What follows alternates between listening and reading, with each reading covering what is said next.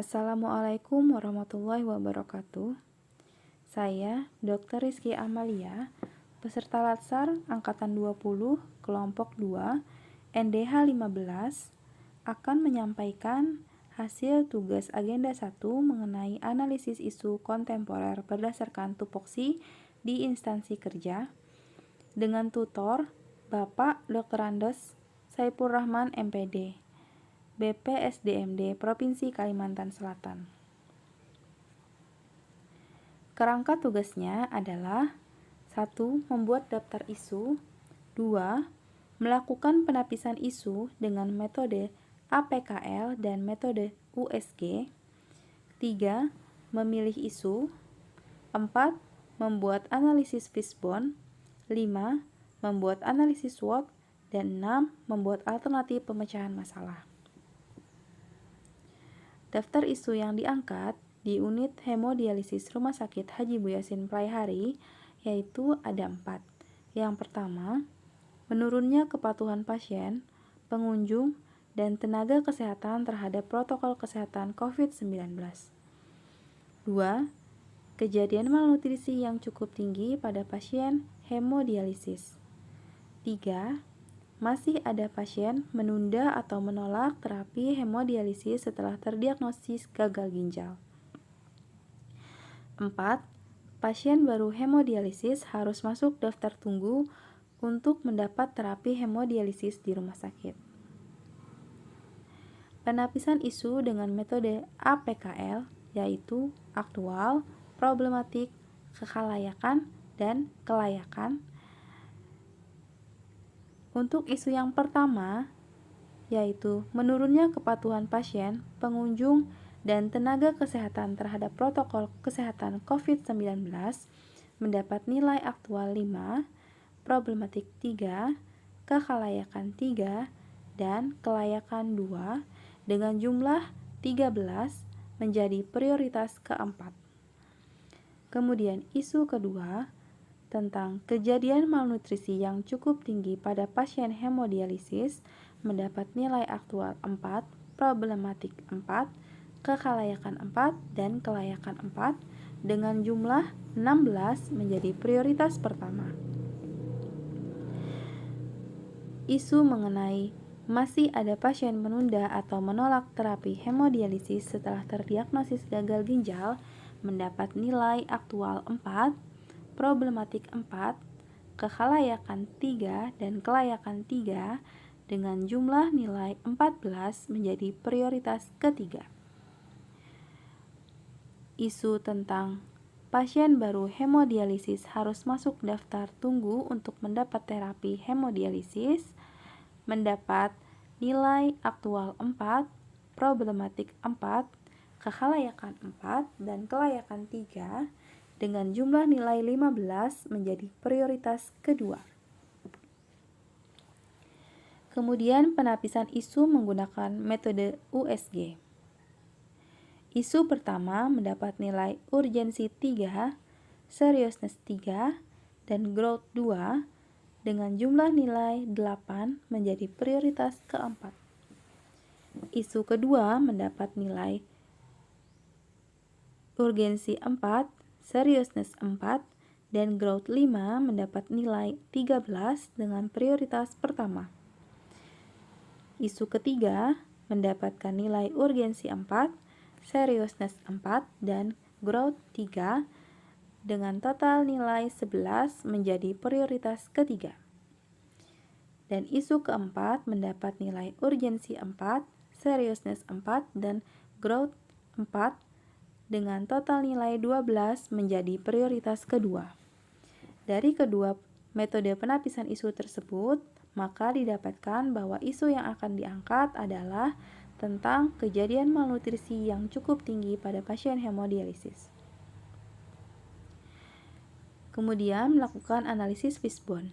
Ada 4 analisis di sini, yaitu manusia, lingkungan sosial, proses, dan juga sistem yang menyebabkan terjadinya isu tersebut. Dari faktor manusia yaitu ketidakpatuhan diet oleh pasien, penyakit penyerta pada pasien, kondisi fisiologis pasien, dan kondisi psikologis pasien. Dari faktor lingkungan sosial yaitu kurangnya dukungan dalam menyiapkan nutrisi yang sesuai, kurang pengawasan selama di rumah, dan adanya anjuran diet yang salah dari lingkungan sekitar. Dari faktor proses yaitu hemodialisis yang tidak adekuat. Dari faktor sistem yaitu pemeriksaan screening malnutrisi sesuai standar yang tidak rutin dilakukan, dan kurangnya konseling diet berkala kepada pasien dan keluarga pasien. Lanjut ke analisis SWOT. Dari strength, didapatkan bahwa sumber daya manusia yang sesuai kualifikasi yang dibutuhkan sudah cukup memadai. Dan terdapat petugas gizi yang rutin follow up di ruang hemodialisis. Weakness-nya yaitu pemeriksaan laboratorium penunjang yang belum lengkap dan biaya screening malnutrisi yang tidak ditanggung BPJS Kesehatan. Dari opportunities-nya didapatkan kemudahan akses informasi yang valid di era digital, serta dukungan pemerintah daerah terhadap unit hemodialisis. Untuk traits yaitu tingkat pendidikan dan pemahaman yang masih rendah, dan pengabaian keluarga dan lingkungan mengenai diet pasien. Dari analisis SWOT, maka didapatkan alternatif pemecahan masalahnya ada 4, yaitu yang pertama, melakukan konseling diet setiap 6 bulan sesuai dengan ketentuan Kedoki.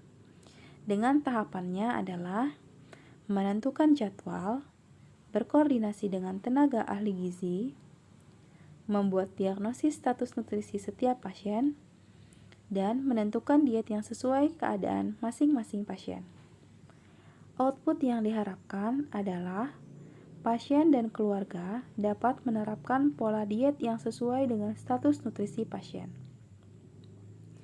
Pihak yang terkait adalah tenaga kesehatan yang bertugas dan tenaga ahli gizi. Alternatif pemecahan masalah yang kedua yaitu melakukan penyuluhan dan diskusi terbuka secara rutin terhadap pasien dan keluarga. Dengan tahapannya adalah menentukan jadwal, membuat media edukasi yang sesuai dengan tingkat pendidikan dan pemahaman pasien dan keluarga, serta berkoordinasi dengan tenaga ahli gizi. Dan output yang diharapkan adalah pasien dan keluarga akan mengetahui dan memahami mengenai diet pasien hemodialisis. Pihak yang terkait adalah tenaga kesehatan yang bertugas dan tenaga ahli gizi. Kemudian, alternatif pemecahan masalah yang ketiga adalah meningkatkan sarana dan prasarana pemeriksaan laboratorium yang sesuai. Dengan tahapannya yaitu berkoordinasi dengan pihak manajemen rumah sakit yang terkait dan berkoordinasi dengan pihak BPJS Kesehatan. Output yang diharapkan adalah tersedianya pemeriksaan laboratorium yang sesuai standar untuk screening rutin malnutrisi pada pasien hemodialisis. Untuk pihak yang terkait yaitu manajemen rumah sakit dan tim verifikasi BPJS Kesehatan. Alternatif pemecahan masalah yang keempat yaitu meningkatkan adekuasi hemodialisis. Dengan tahapannya, berkoordinasi dengan tenaga kesehatan lain untuk mengendalikan penyakit penyerta. Kemudian, melakukan sosialisasi kepada pasien dan keluarga mengenai hemodialisis yang adekuat.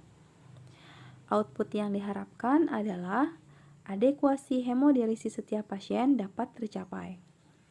Pihak yang terkait yaitu tenaga kesehatan yang bertugas dan tenaga kesehatan lain yang terkait.